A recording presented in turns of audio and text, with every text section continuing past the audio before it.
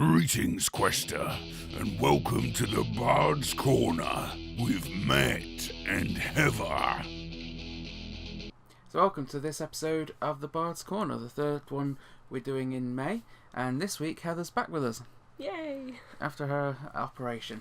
So, what news have we got first? Well, first up we're going to just a reminder of some of the albums that have out recently and those that we can look forward to in June. Stormburst had an album out on the 26th of May, Raised to Rock. Empire had another one of their re-release series we've spoke about previously. This time it's Trading Souls. Lichtgestalt had an album out, Tempus Fugit. Lichtgestalt. Sorry? Lichtgestalt. Yes, I think I'm pronouncing that right, but I'm probably pronouncing it horrendously wrong. Get angry comments. And Jack Alström had his album out. He's a Swedish guitarist. He's released his debut self-titled album out too. As you know, we've spoken previously about Harem Scarum and Warrant. Vanden Pla had an album out in May, as did Royal Hunt and Snake Charmer. We've got some more albums to look forward to in June. The one we mentioned and spoke about on our previous Bards Corner was Jawn, Life on Death Road, but there's also albums coming out by Primal Fear. It's a live album, Angels of Mercy that's called, recorded in Germany. Radiation Romeos have got a self-titled debut coming out. Secret Sphere, The Ferryman and DGM all have albums coming out, but the one we wanted to talk to you about today, which is coming out on the 23rd of June via Pride and Joy, is Angelwings, The Edge of Innocence. Now, Angelwings was originally formed in 2013 as a covers band for Nightwish songs. That don't surprise me, actually. No, you can. It's got an edge to it like Nightwish. Yeah, the influence is still there, very much musically on that album. Again, it's female singer, but unlike a lot of albums and bands in that genre, there's none of the growly male vocals. No. To counterbalance the female vocal, and actually, although I'm not really that bothered whether there's a male vocal there or not, I do prefer it to not be there. Really? Yeah, I prefer it when it's just the female vocal.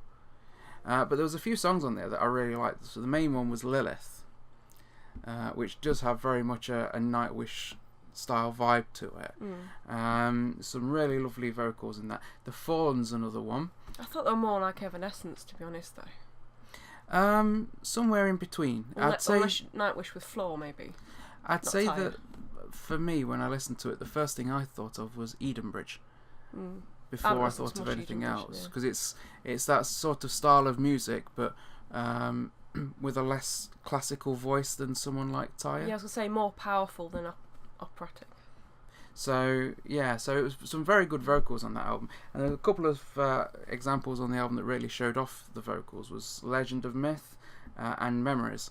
But Memories is a more softer track, but it shows quite a variety of vocal range. There's some beautiful arrangements of the music on there. They take advantage of a vocal, so you can really blast it out. They really do take advantage of that. There are some up-tempo songs on there, like Forbidden Love. It's quite upbeat.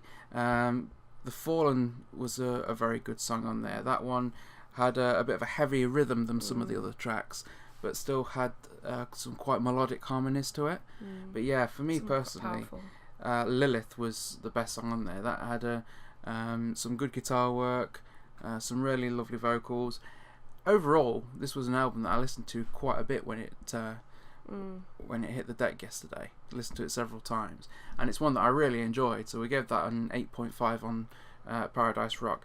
I'd say that it was, along with One Desire, probably one of the two strongest debut albums I've heard this year. Yeah.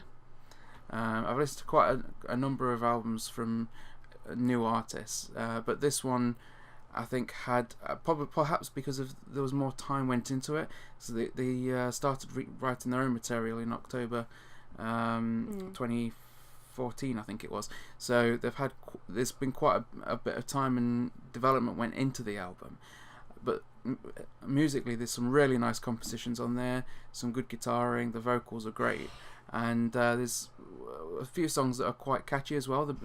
Between the beat tends to get into your head a little bit. Yeah, I have to admit, I did like it, but after like the third time you had it on a loop, it did. Not that it got a bit annoying, but I think because sometimes I do find the same with Evanescence, that the vocals can sometimes be that strong, and you get a song after song where they kind of belt it out. A bit domineering the sound, you mean? Yeah, I kind of like it to go up and down, or I like particular songs like that, but I don't usually like to listen to a whole album like that because I just get stressed. That might just be me. But and I like to sing along to it, and I don't think you or the kids would appreciate it if I tried to sing along, or the neighbours. But yeah, I did like it, but I'd kind of want a break for a bit from that kind of music. There was a few songs on there that I could quite see me putting on a compilation CD for us as we go on a drive. Music, But all in all, there wasn't a song on the album that I didn't enjoy. There were a couple of tracks that didn't leap out to me as much as the others. That's not necessarily a bad thing. No. And I found that the more I was listening to the album, the more I was actually enjoying it. I think as opposed to you, apparently. I did enjoy it. It's just it was on a lot in one day.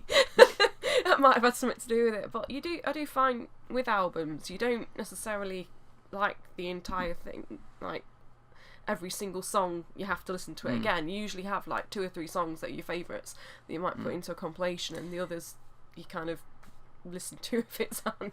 Well, that's that for me. I'd say I could listen to this album all the way through and enjoy it every time. All the time. Yeah. So Divi Kano, the lead singer of the band, is very good on the vocals.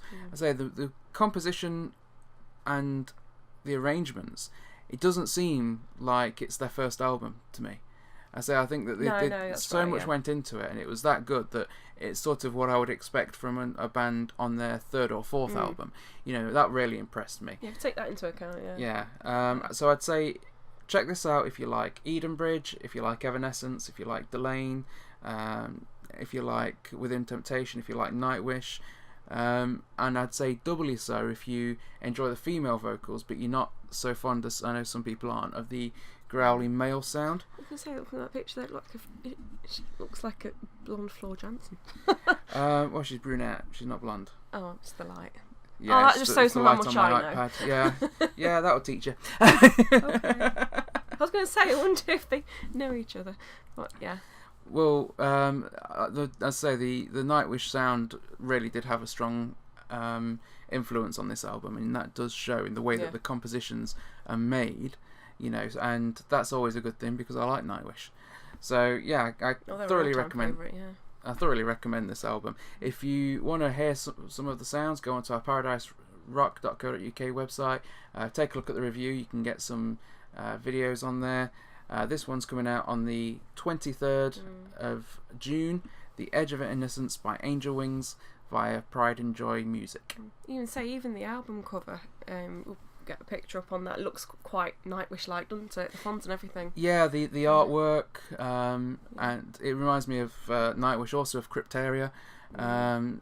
Very much in that gothic vein, and it suits the band's name, of course, doesn't it? I mean, Once could have been designed by the same artist. I forget the artist who designed this, but he has done other work from what I remember when I look through the press release for the album. But yeah, I think this is definitely one that's worth checking out. Yeah. Farewell, Quester. To find out about other productions by the Meddlesome Meeples, then check out our channel or rendezvous with us at meddlesomemeeples.com. Until next time, Quester, farewell and keep thine axe sharp.